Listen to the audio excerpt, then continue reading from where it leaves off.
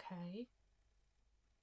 I have endometriosis, and I've been living with the whole ins and outs of it since I was 15, and I hope this works. I wanted to do a reaction film to the BAFTA award winning This Is Endometriosis, because I know that it's going to stir things up in me when I watch it, and I wanted to share that with you. Let's see if this works. I used to watch the light move from the wall down to the baseboard and the floor and across the sheets. And that was another day.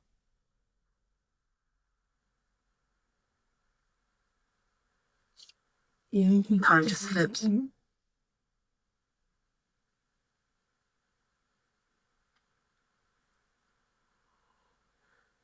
Where are you, George? Oh, there you are. Hello. This is George on Christmas. Oh dear.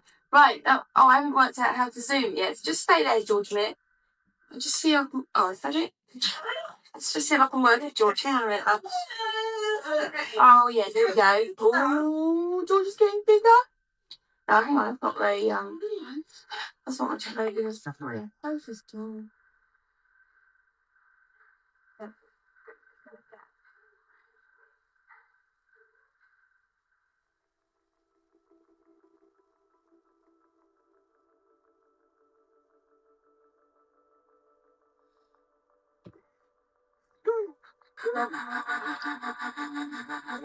I grew up with my hippie mum and my two brothers. Open the door, George.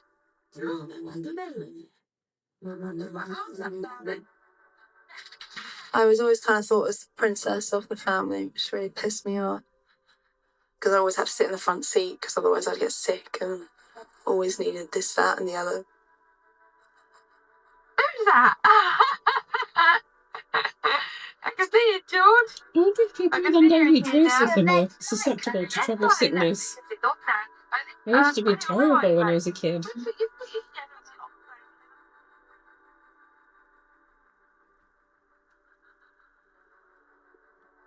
I first got sick when I was 13. I remember my mum handed me a plate and I couldn't hold it. I was so tired. I'd fall on pavements and be too weak to get up. I used to wear a medical bracelet, but it said I can lose the ability to move, speak, open my eyes, and suffer from severe shaking. I am fully conscious.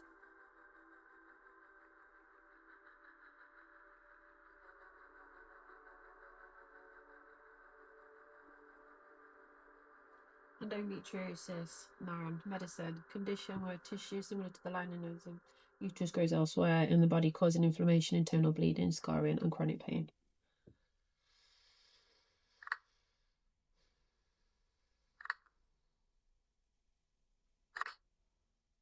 When I was 13, I got my first camera and realised I could tell stories through the lens.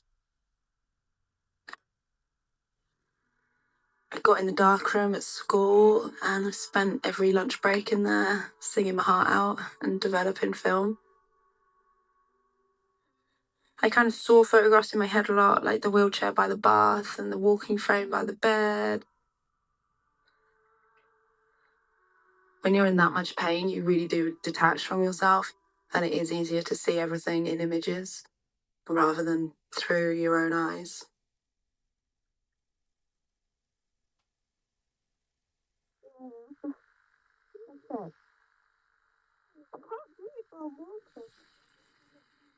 I was misdiagnosed with chronic fatigue syndrome, ulcerative colitis, IBS, depression.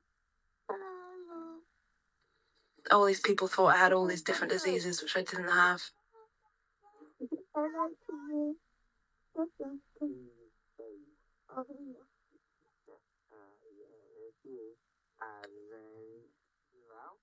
Family members didn't believe me, and friends didn't believe me, doctors didn't believe me. They all just thought I was a drama queen and wanted attention.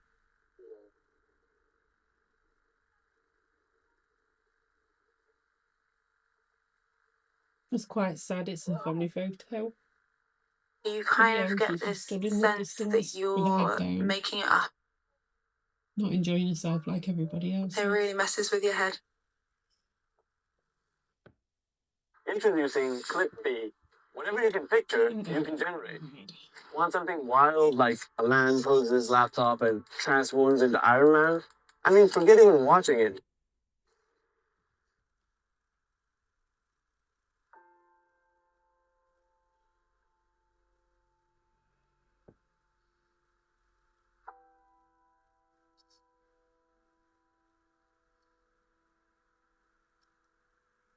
Yeah, the pain is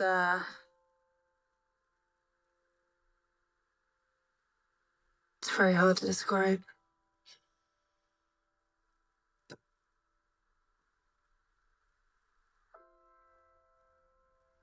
It's absolutely agonizing.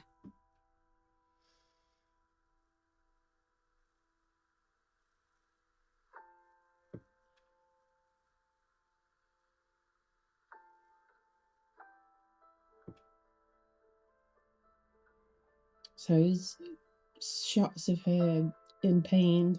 And you become dependent on people in a way you never want to be. I needed someone with me to take a shower, to leave the house, to put makeup on.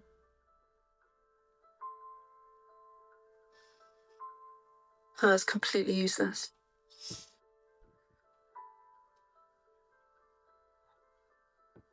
It just, it takes so much away from you.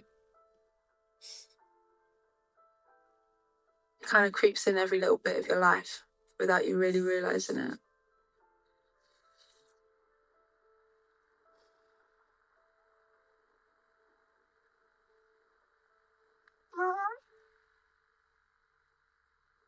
Stop.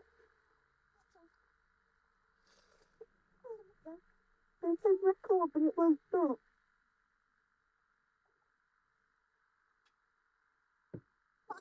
I didn't really pick up the camera and start documenting it until I was at the worst.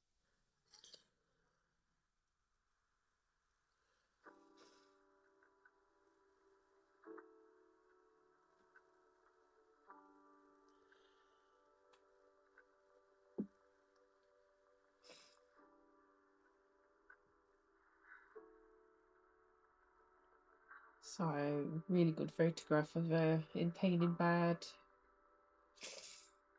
Really artistic. I've kind of always wanted to document it because I didn't see anything that represented what I Images was of her going in through. hospital in pain. You're on so many drugs and so disorientated from the pain that it doesn't feel real. And it's so easy to undermine it and downplay it afterwards.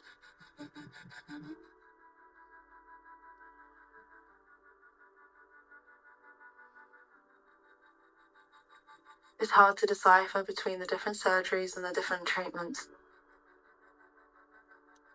We have no care coordinator with as endometriosis sufferers. Whether it's the painkillers or the boredom, the same day over and over again.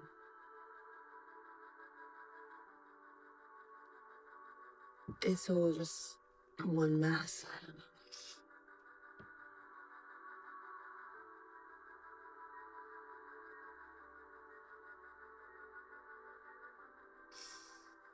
Up and knowing you've got another day of pain ahead is just so defeating. This kind of pain.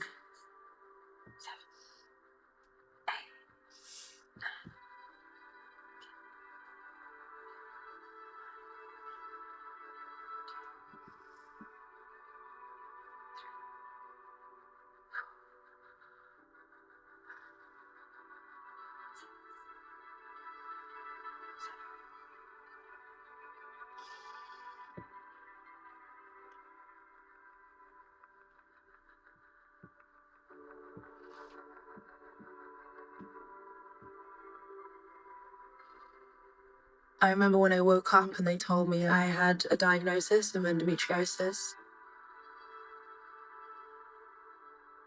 It finally made sense.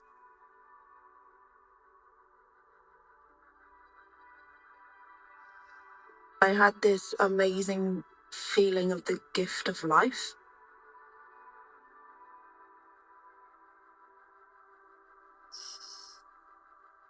Life is incredibly beautiful, even if it's most painful moments, it's incredibly beautiful.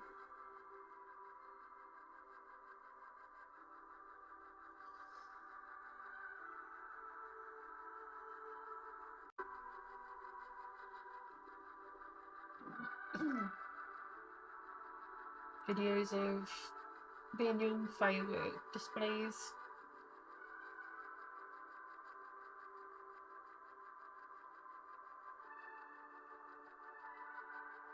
During my first excision surgery, I had 39 lesions cut out of my body. The problem was I also had adenomyosis, which is very similar to endometriosis, but affects the uterus. The next step for that was a hysterectomy.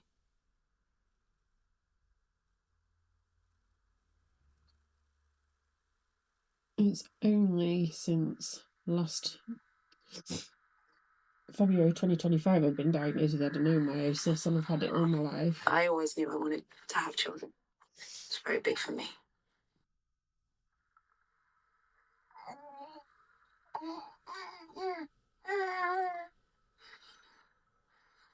Living meant giving up that dream of having biological children.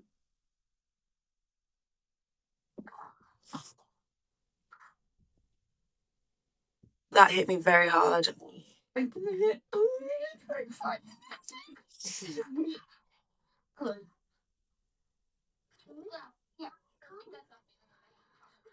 All in all, I had 6 surgeries in 4 years. I had 3 ablation surgeries where they burned the disease, but they left me with more pain. And then someone in a support group online told me about excision surgery. We shouldn't really be doing ablation surgery anymore. Darling, and there's Georgie walking. But standing upright. No painkillers. Oh. Like, how many days since your surgery? 5? 5 days. 5 days after surgery. When we were this very path we came down here in the wheelchair. And now this is my girl. My physical pain is gone. I'm very lucky. Certainly.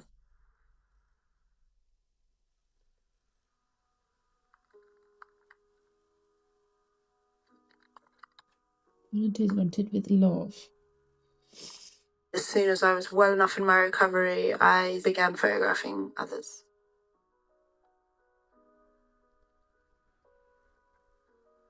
Ooh.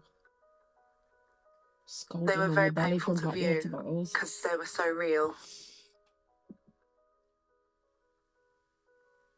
Seeing how sick they are, seeing how they move, how they walk and stand and sit.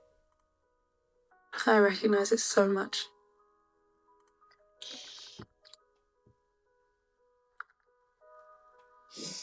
We need to be seen, to be heard.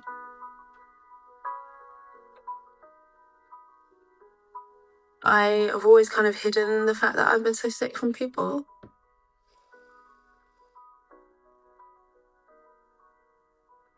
When you share that life, it's very scary. Oh, and that's what you say. Thank you so much. This is the symptoms, this is what it looks like.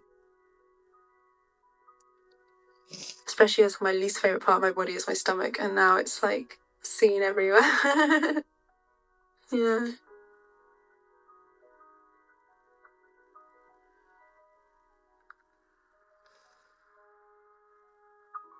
Connect the stars together, constellation.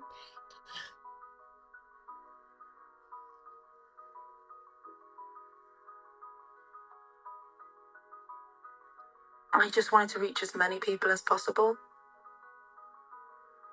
Wow, loads of pictures.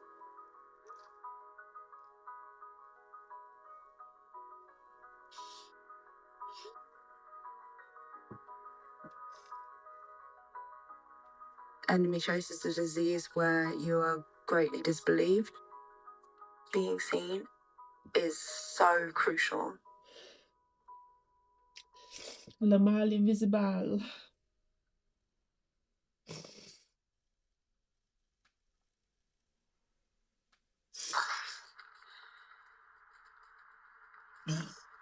Somebody in a wheelchair going to an ambulance.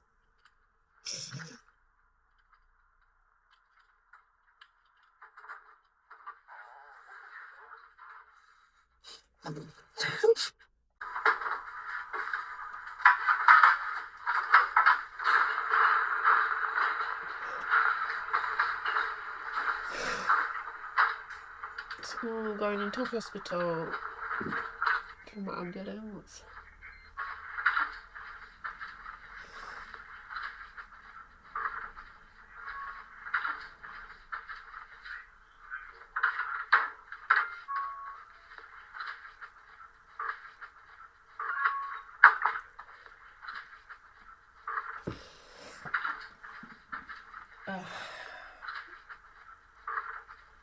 Kind of disorienting, an image in the ceiling whilst being in a hospital. It's just terrifying.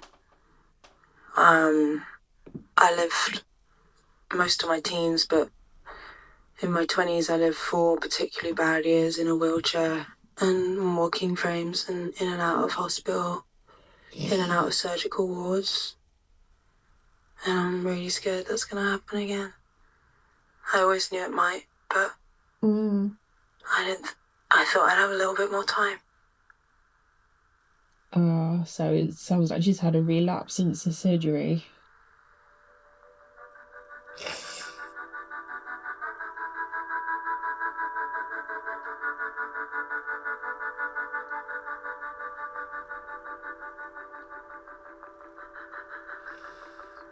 I had horrendous episodes of pain after my first laparoscopy.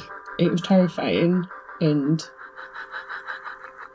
when you have a disease that no one else around you understands, including the medical field, when you keep everything that's happening to you private, it's incredibly isolating and lonely.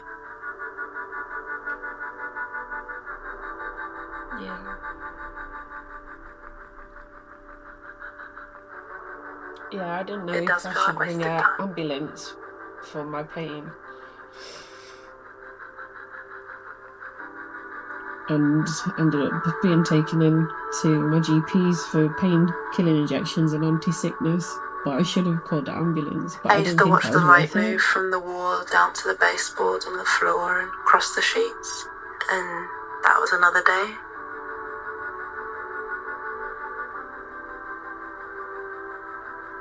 It takes an average of 10 years to be diagnosed with endometriosis. But that is not the end of the battle. An estimated 190 million people have the disease. It takes 10 years to be diagnosed because it's 10 years of being fobbed off. George's story is just one of them.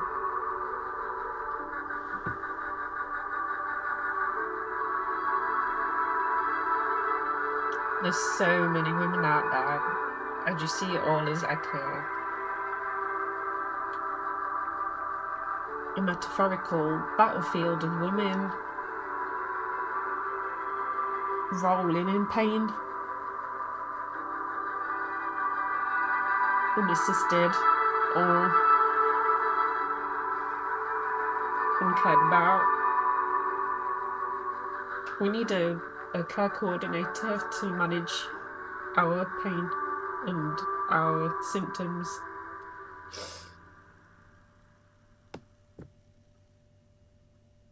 Okay, so the movie has finished. Blurry eyes. Okay, this is endometriosis and that's the campaign contributors. I think that's all the information. Yeah, that really triggered some nerves. I'm very aware that I have a massive reservoir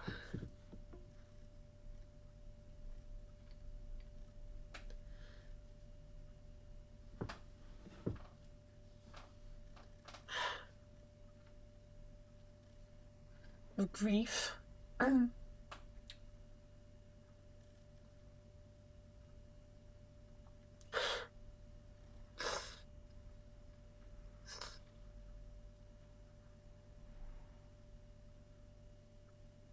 Around having endometriosis that I don't know if I will ever fully release and clear.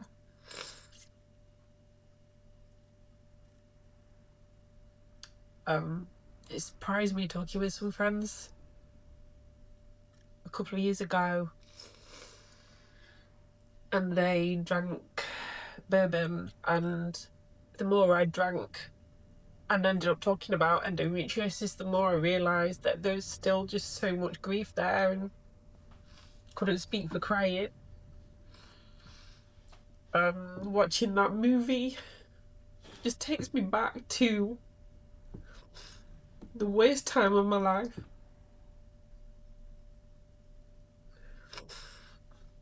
With endometriosis, when I'd had surgery, they told me that I had endometriosis, that they'd removed some, and I thought that meant that they'd removed it all. I didn't even know what endometriosis was, and the next time I had a period I didn't take any painkillers because I thought they'd cured me. And I had this really traumatic episode of going around the house just doing just like getting the laundry off the radiators and putting them in a basket, to crawling the floor with pain. And I'd not experienced that since I was around 16 or 17, because the doctor put me on the pill for painful periods after that episode. And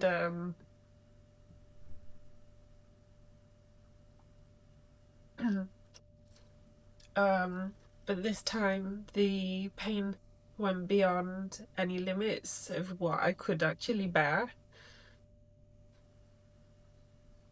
and it was sharp, and it was like, I can say this, I've told so many people and they've just pretty much told me to shut up, because it was like labour pains.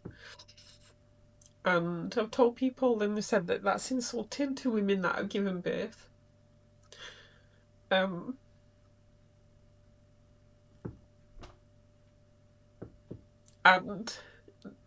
they would so it would be like having these contractions.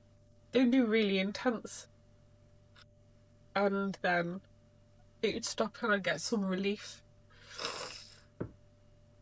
and it'd feel quite euphoric actually, and then it would come back in again, but the pain was so strong that it was making me vomit. And I was kind of like foaming at the mouth, and I was really I could go really hot, and then I'd go really cold. And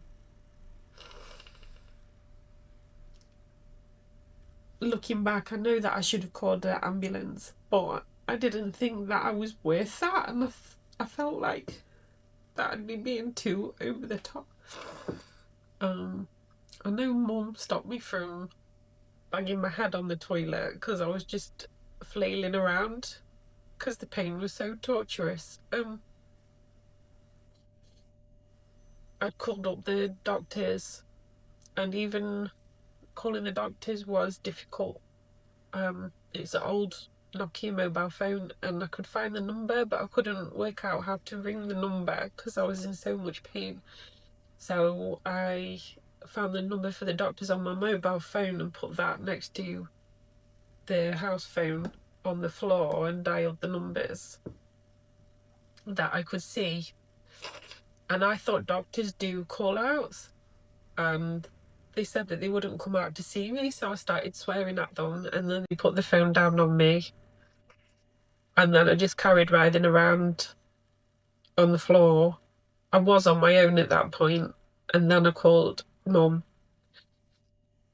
They did call back later, and they said that I could get a if I got into the doctors, that they give me a painkilling injection and an anti-sickness injection, so I just needed a lift in. So I got a friend who was working at Mansfield to come back to Edinstowe and take me to Ollerton, and I got these injections. But I really should have called an ambulance. And when I've asked to see my doctor's notes, that wasn't ever documented that I went in for that. I went back, I think, and they prescribed me for tramadols then. And I had my first follow-up appointment from my laparoscopy, and I'd pinned a lot of hopes on them being able to help me in some way for that extreme level of pain. And I was due to see Mr. Powell, and when my appointment came up, I was called into a little booth with a student doctor, and I told them about my experience, and they told me that it was just period pains. So then I had about 3 years of this level of pain, particularly when I started my period, but it was all the time. And I used to wake up feeling like I was full of broken glass. And I was scared of going anywhere on my own.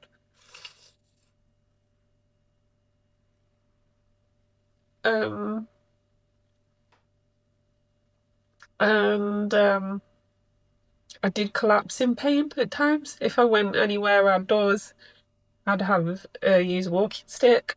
I had to wear pregnancy jeans because any clothes that touched my belly from where they'd done the laparoscopy through my belly button, that was just swollen and painful for about 2 years. I only had 2 incisions. I had my belly button incision and one on my bikini line, and no other scars. And I do think that they did something wrong during that operation for various reasons, not just the pain. But I seemed to have neurological problems, and I had to basically retrain myself to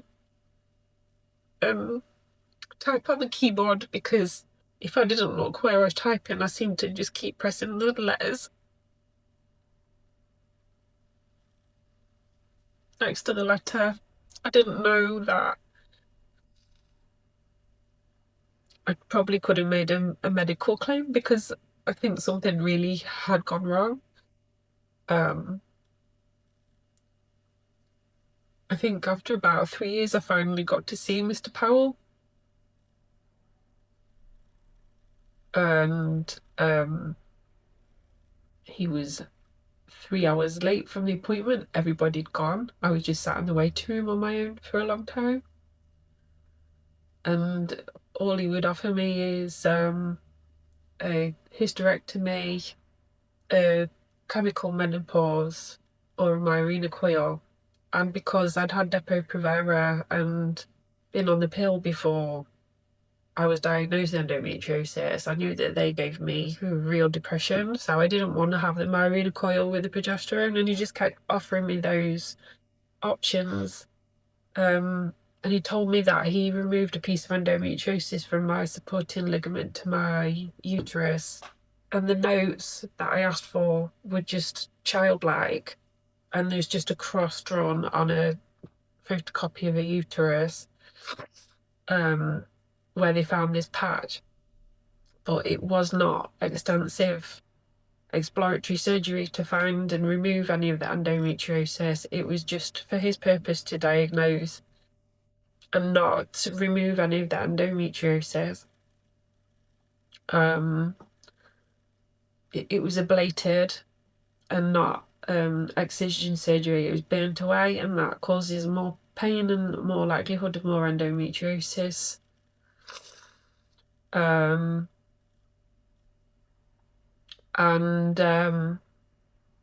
Yeah, I was on tramadol for about 3 or 4 years, and it was absolutely torturous. And I eventually went for the Mirena coil, and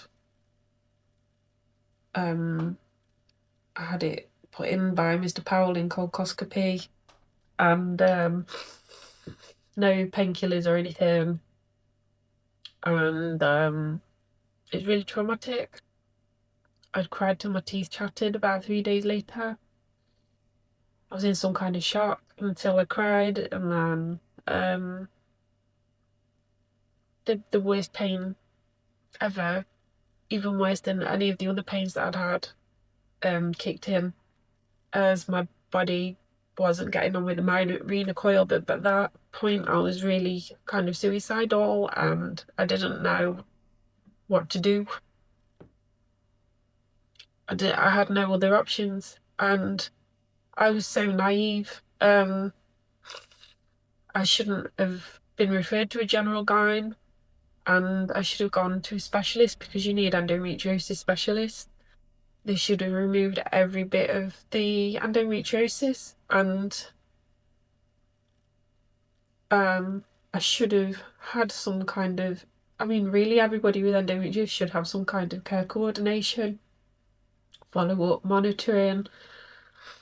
We have many other symptoms, because endometriosis isn't a gynecological disease. It's a whole systemic, inflammatory, metabolic, immune disease that affects the whole body. Endometriosis can turn up in many other places. I have some that I've had that showed up in about 2015, and I still haven't had surgery on that area, even though I went for over a span of 10 years, I've been trying to get help with endometriosis in that area. I've been told that it's an unusual place to have endometriosis, which is absolute BS. And they've referred me for surgery, but they've referred me upon their care pathway to treat endometriosis gynecologically. I've had a general gyne operate on me and remove a few blobs, and that was ablation. And they didn't target the area that I was telling them about. And then I've had more surgery from a specialist, a professor, and they were very thorough, removed a lot of endometriosis around my uterus and unstuck my bowels from internal cavity wall, as did the surgery a year or so before. And this professor that's I told him about this area in my diaphragm where I feel endometriosis that I have done since 2015. I told him about it before the surgery, and he says, well, we'll look where we can. And he did. He was very thorough. But when I told him that that was still there, he's basically told me that there's nothing wrong with me. I told him that I was using supplements to try and cope with it, and he said that they're not doing very well then, if I've still got that there. And also that he was going to offer me a treatment of a chemical menopause. He didn't give me any blood tests. The pharmacist was concerned because I should have had another medication with that estrogen blocker, and he rang him up, and the professor said just give him to her like that anyway, for 3 months. And as I was walking out of the hospital with this packet of estrogen blockers, I realised that I wouldn't have accepted them in my 20s, particularly being perimenopausal, not having a blood test. Suddenly I knew that it would affect my mental health. I know damn sure that that would give me depression, and I know that it would affect my bone density, and it's just a sticking plaster. It's not treating the disease. This is a professor in endometriosis, and it seems to be that kind of endometriosis specialist specializes in surgery and not the actual disease. And he wanted to give me a sticking plaster for the areas that he couldn't operate on or fix. And what he's done is refer me to a gastric team, and this is not a gastric area, and I'm picking up all these things from Facebook Reels, and it looks like I should be referred to thoracic surgery for endometriosis in my diaphragm. So it's just constant mistreatment. And I've just got this feeling of beyond despair into some kind of sense of numbness. And they just really aren't interested. And since I've had that patch of endometriosis in my abdomen area, like 5 years ago, I got a, excuse my patches, I got a tattoo to mark the spot, and it's like a dragonfly to eat up the endometriosis, and it was just there. But now it's spread all around here. It goes up here, and I feel it there as well. So it's been spreading in the 10 years that I've had it, whilst I've been trying to get treatment for it. And they've not paid attention to me talking about where my endometriosis is. And I'm approaching menopause, and I feel like, am I gonna pass the finish line without even having this endometriosis looked at, acknowledged, and removed? And I know that I can manage it really well. I know that I could shrink it really, really well. But at the moment, I'm holding that off because I just want to get a scan where it can be picked up so that I can just have it acknowledged that it's there. But I just feel like I've got no push left. And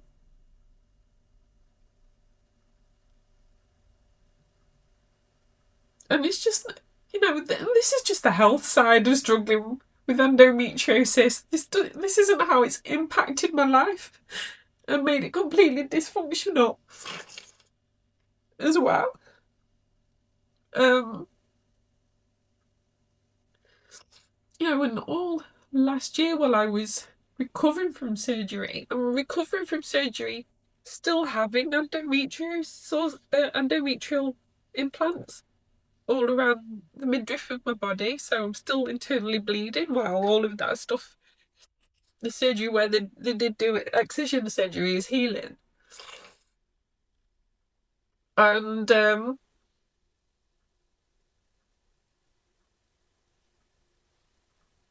and then it was only at the follow-up appointment, which no doctor made, I had to call and book that appointment myself, that I found out that the professor saw that my uterus was enlarged and that I have adenomyosis, which is what contributes to my cramps from hell. And cramps from hell is just putting it lightly.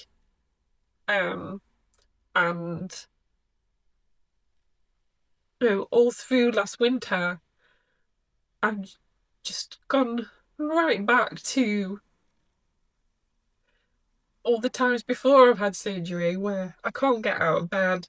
I feel wonky and woozy and sick, and it was affecting my vision. And I've ended up taking dog worming pills to try and treat the illness myself.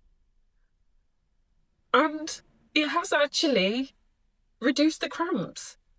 So, what's that about?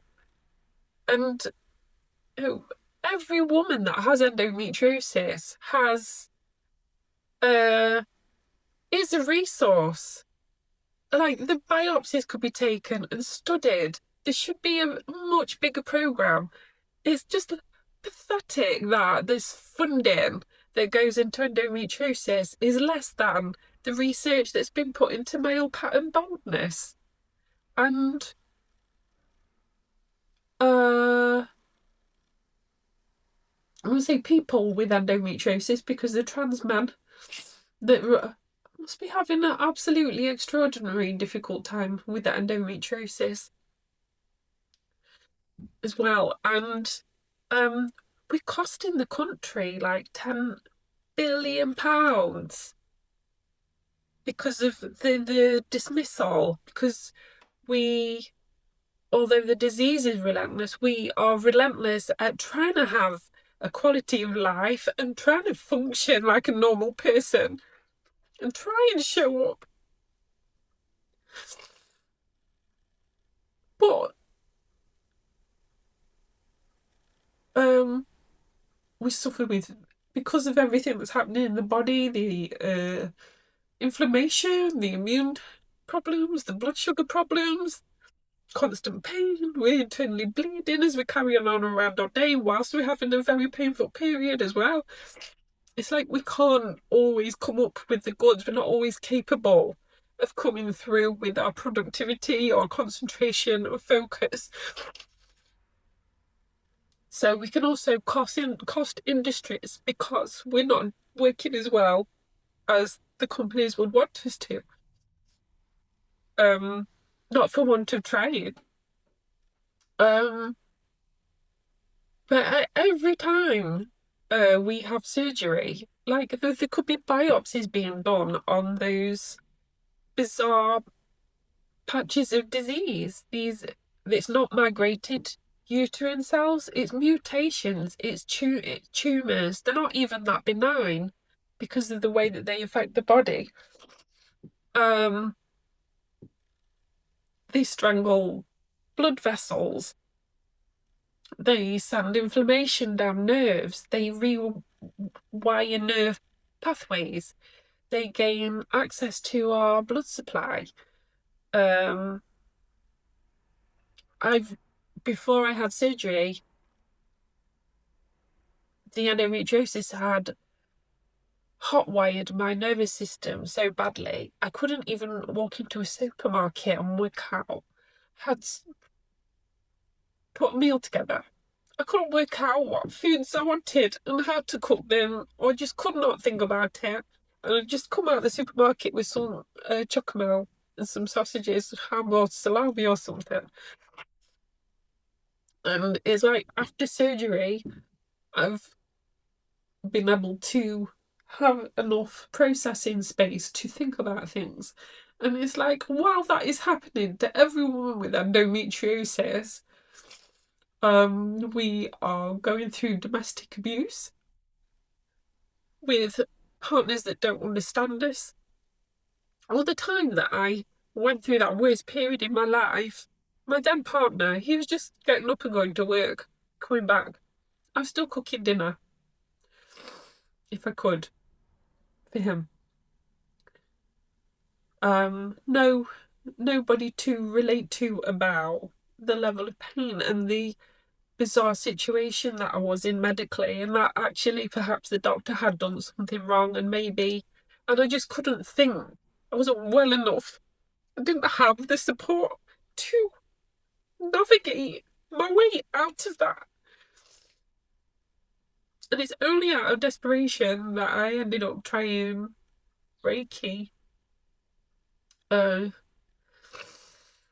years later, excuse me.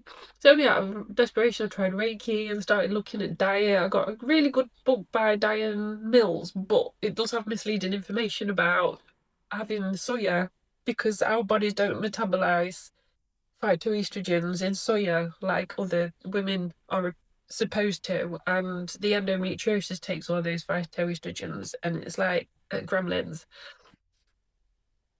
Like you don't give endo gremlins phytoestrogens because they will just multiply. Um, and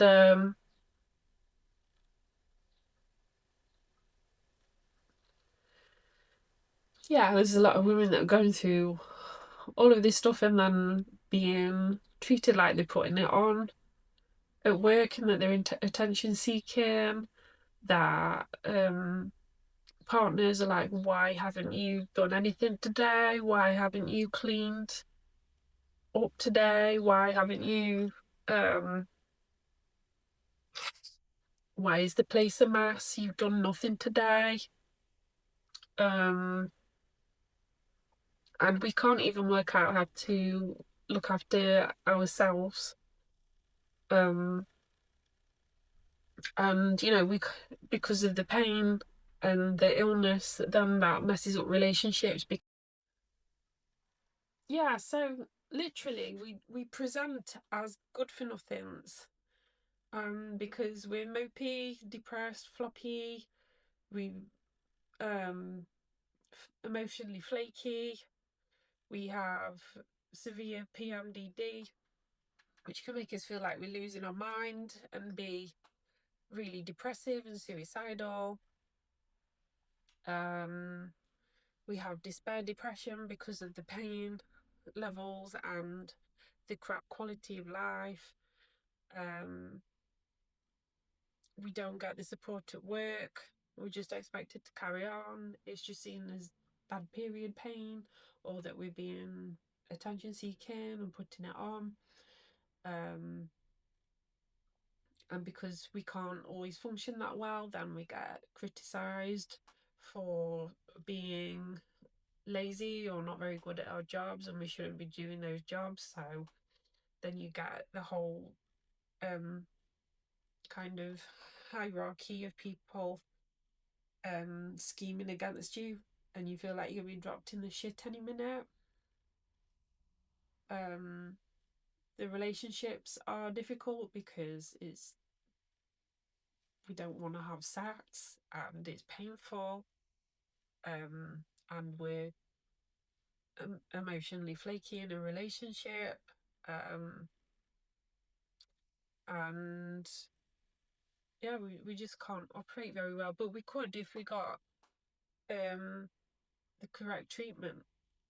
And I look on their Facebook groups and everybody's got endometriosis groups, and when I read everybody's situation, it's slightly different to what I've been through, and it always sounds awful. And they'll be saying things like, I've got a 12 centimeter chocolate cyst, and my follow-up appointment is until 6 months time. And it's like, what the hell? Like, chocolate cysts sounds sweet, but it just is not sweet. It just sounds like something negligible. Oh, it's just a chocolate cyst. But what it is a tumor of endometriosis, mutated uterine like cells that have been bleeding and scarring and bleeding and scarring every month for years, until the scar forms a bubble and fills up with blood and stretches with blood, old blood, for months and months, for years. Like, there's women with endometriosis living with that, with the medical team knowing about that, and they're not under a specialist.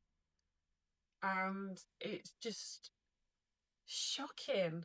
Every story that a woman has, a trans man has, about their endometriosis is shocking. And we just live with it. And we live with the treatment. What else are we supposed to do? And we don't have the energy and we don't have the spoons to fight back. And we're not getting the treatment that we need. And even though, yeah, it took me 9 years to be diagnosed, even if I turn up with a symptom of endometriosis, of a recurrence of a patch of endometriosis, like 10 years down the line, that area has not been looked at and operated on. They've ignored it. They've given me surgery for the gynecological area because this is a gynecological disease. And I mean, there's a whole story around that, but one of the surgeons that I spoke to for the surgery that I had a couple of years ago, she said if it was up to me, I will remove all the endometriosis I can find. I'll remove your uterus and your ovaries. Would you like to go with me for surgery? And it's like, no, no, not at all. Because removing your uterus does not remove the disease of endometriosis. And they kind of want to stop your periods and stop your hormones rather than stop the disease. So yeah, that brought up a lot for me. It got me to share my story. My story is a drop in the ocean. There's an enormous virtual battlefield of women crawling the floors in pain with despair, trying to hold up jobs, hold up a family, hold up a relationship.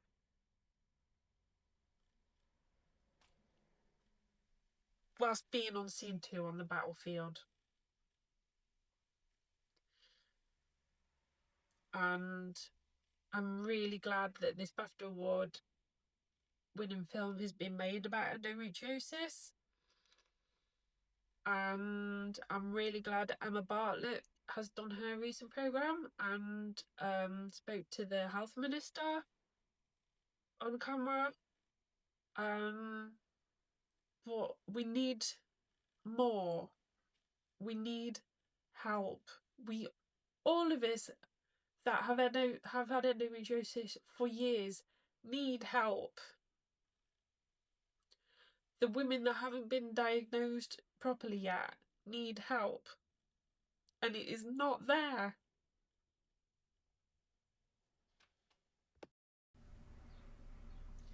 Additionally, I'd really like to talk about the beauty in this is endometriosis. There is a soft beauty in the photography and the quality of light. There is this sort of moving portraiture that's occurring throughout the film, throughout the documentary, and the tones and the colours are that of when you would tuck yourself away and close the curtains as you curl up in a ball, and there's this sort of gentle infused glow of light in a lot of the imagery. So I would briefly describe it as arty, but I find that beautiful. Also, there is a beauty in her words about seeing the beauty of life. And when you have a chance to escape the pain in endometriosis, then you just want to enjoy it as much as possible. I found beauty when she came out of hospital and she's just got this really cute, sweet, cheery friend that's so happy for her to be pain free when she comes out of hospital. And that's what a beautiful friend that she's got there. Somebody that's going to celebrate. She knows how much her friend has suffered and is so happy for her that she's pain free. I think that's really beautiful. And a part of the film that really took me by surprise by the beauty and made me cry was this idea to make a constellation image out of the laparoscopy scars on the tummy, and I'm going to do it. And see if there's somewhere where I can show my laparoscopy scars constellation image. I found that really moving. So there is a lot of beauty in This Is Endometriosis.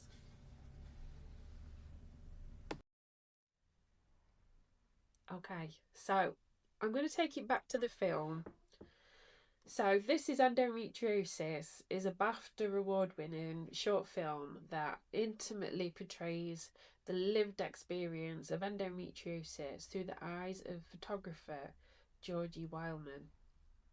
This Is Endometriosis is a 19-minute short film created by Georgie Wildman and Matt Houghton that explores the profound impact of endometriosis on Georgie's life, blending present-day narrative with memories of the past.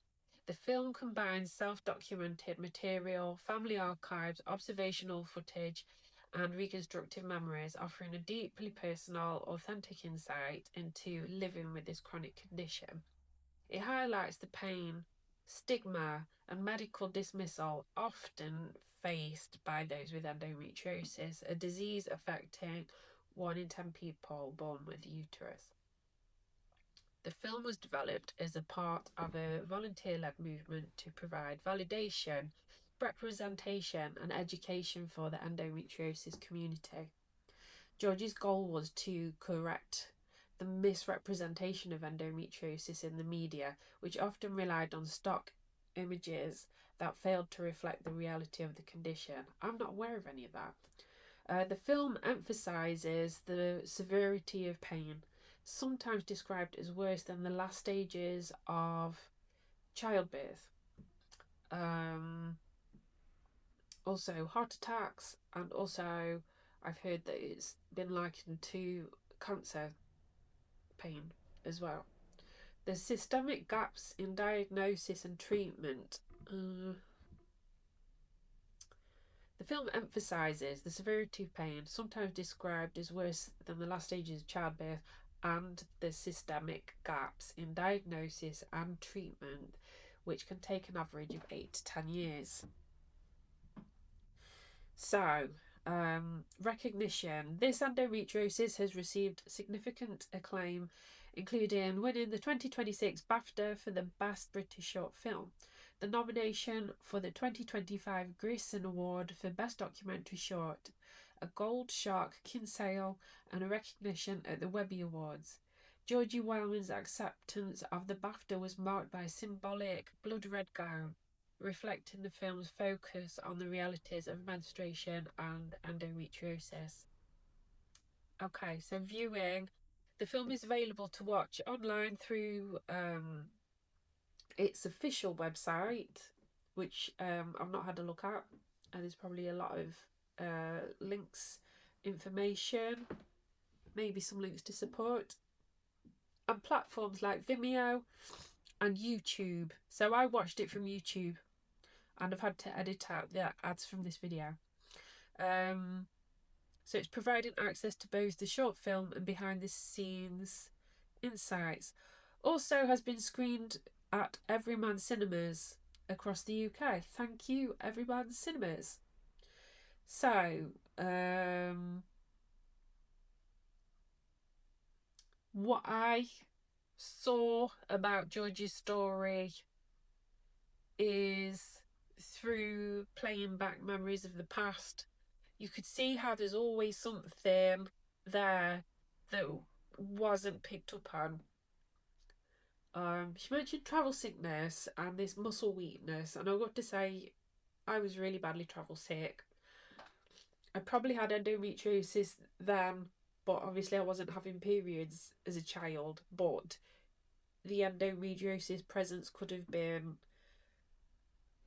playing with my nervous system a bit, and I was just awful. Travel sickness and also muscle weakness, and I have lots of memories of just suddenly dropping to my knees unexpectedly, like just complete muscle weakness, just drop got when I was younger, and also my ankles giving way.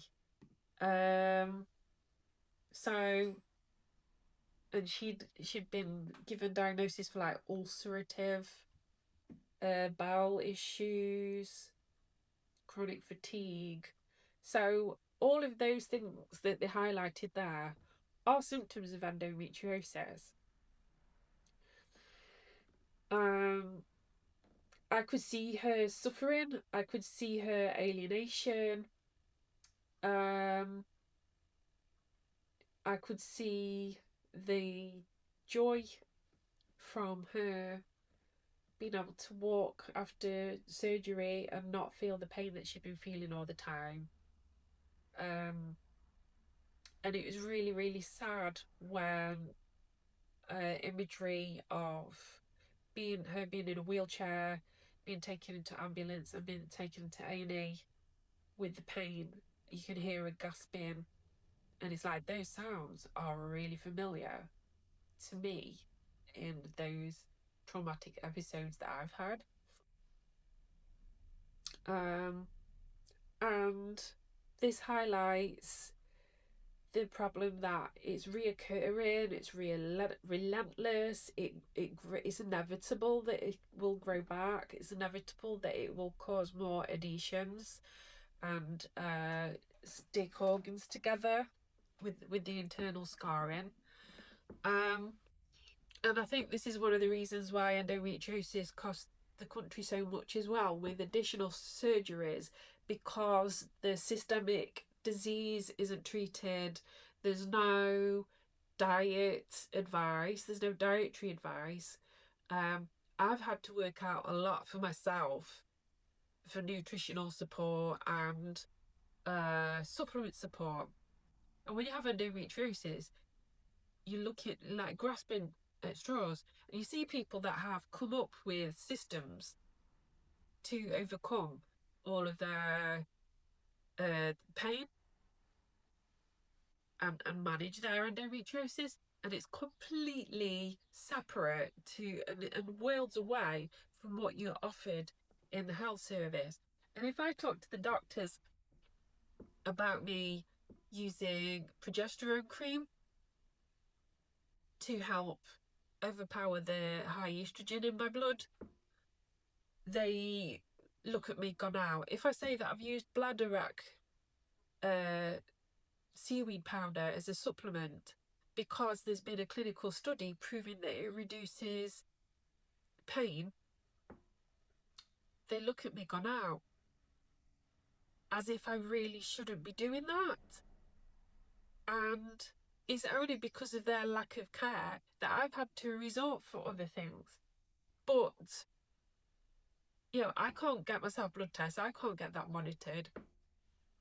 I can't give myself the close care that the NHS have the resources to give, but there's just no interest. And even the endometriosis specialists, they are just specialists in surgery, not the actual disease.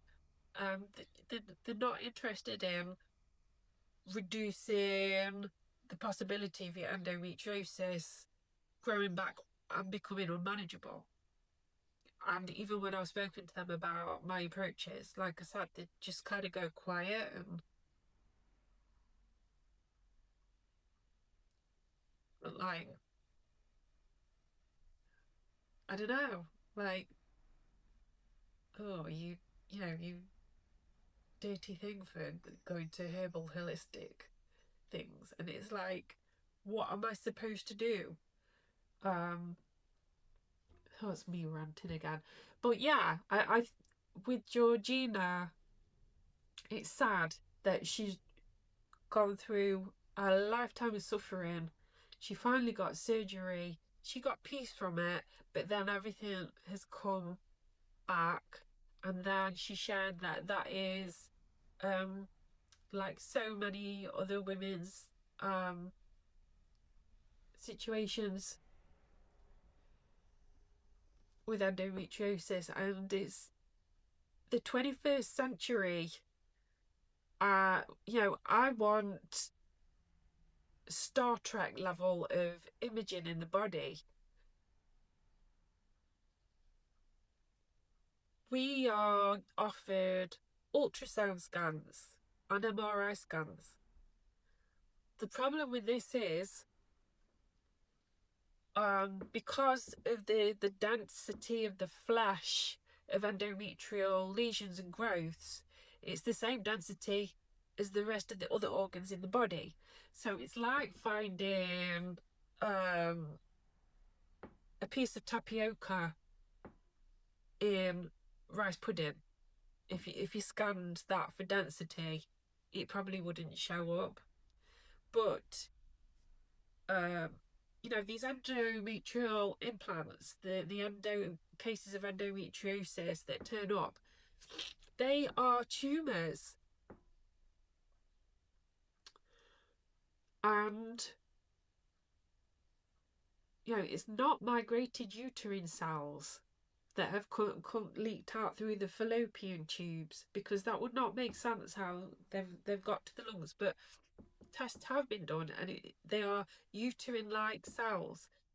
It is a cell mutation like cancer, and when people are checked out for cancer, they will have access to other types of scans where they put dyes in the body, and the way that the tumours metabolize the dyes or the radioactivity, the barium drinks, they show up in scans. And if you have endometriosis, you are not offered these other scans to look at where these tumours are. And endometriosis patients need better imaging. We need better scans to locate. It shouldn't have to come down to surgery to see where everything is situated, where all these pieces of endometriosis are in the body. This should be scans. And depending what doctor you have, that might be that if nothing has come up on the MRI scan or the ultrasound scan, then you might not be given access to the next step of the process. And I have heard stories of women that have experienced that,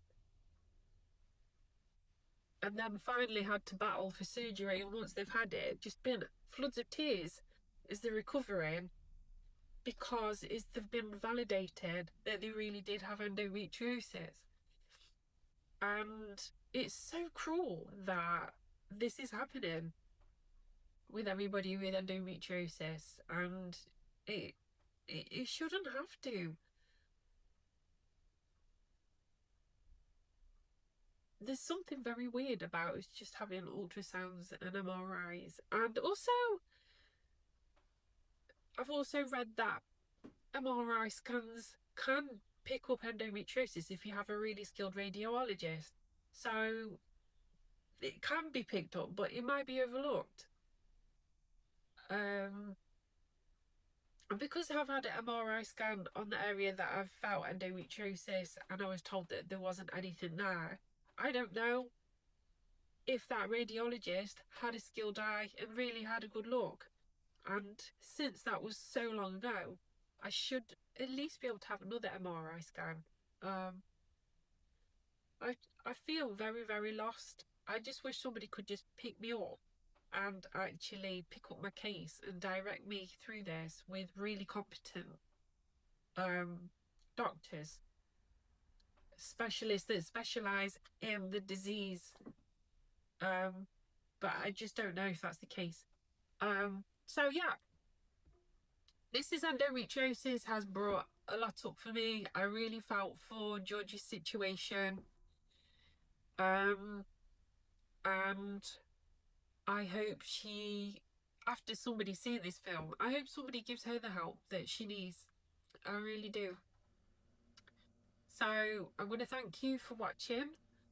And I think what I'm going to do is a reaction film to Emma Bartlett's program that I've already watched once, but I would like to watch it again because some of the captions are really quick and I want to read them again. But thank you very much for watching this and being understanding and giving your time to this topic. Thank you.